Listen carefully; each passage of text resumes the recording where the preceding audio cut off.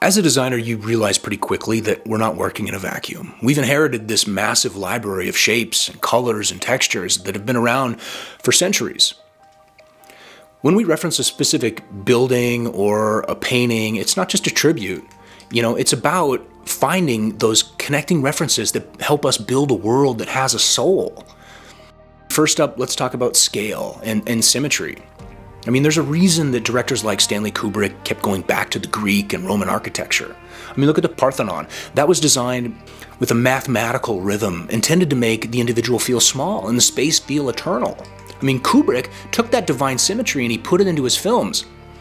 And he put it in there to tell people that about the power of the environment before a character even speaks. And sometimes we do the opposite. Sometimes, like the cold, functional efficiency of like the Bauhaus movement, for instance. Think about the clinical, sharp-edged sets in Ex Machina. We use those designs because they carry a built-in personality of modern isolation that does the heavy lifting for us. In the Middle Ages, the lens shifted towards the divine. There was Gothic manipulation. Look at the cathedrals that were towering arches and stained glass, and they were literally pull the viewer's eyes upward. And this evolved into like the Renaissance and modernism, eventually fracturing like artists like Duchamp by turning our urinal into art. He forced us to choose between aesthetics and intent.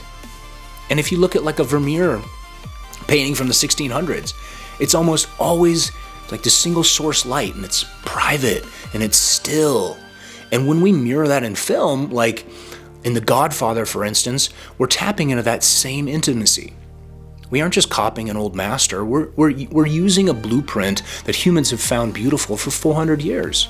And we're using it to ground an image in tradition. We're drawn to symmetry. We're drawn to balance. They're easy for our brains to comprehend.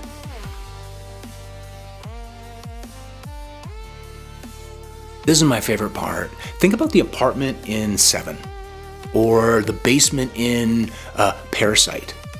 They have those mistakes, like a bad remodel from 20 years ago, mismatched doorknobs that don't really belong from the hardware store. That is simply evidence. When a set has that kind of patina, the peeling paint, the worn down carpet, it feels like it survived, like it had history. I think we're all getting tired of that perfect digital design crap, especially since AI rolled in.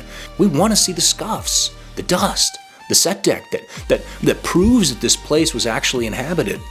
I think that friction is the only thing that offers truth, that the set is actually real. So are you being tricked? Maybe. Are these emotions embedded into our DNA? I think so. It's good food for thought. Honestly, at the end of the day, I just love this process. I love filmmaking. I love the history that comes with it all. And I look forward to making more of these. Thanks for watching.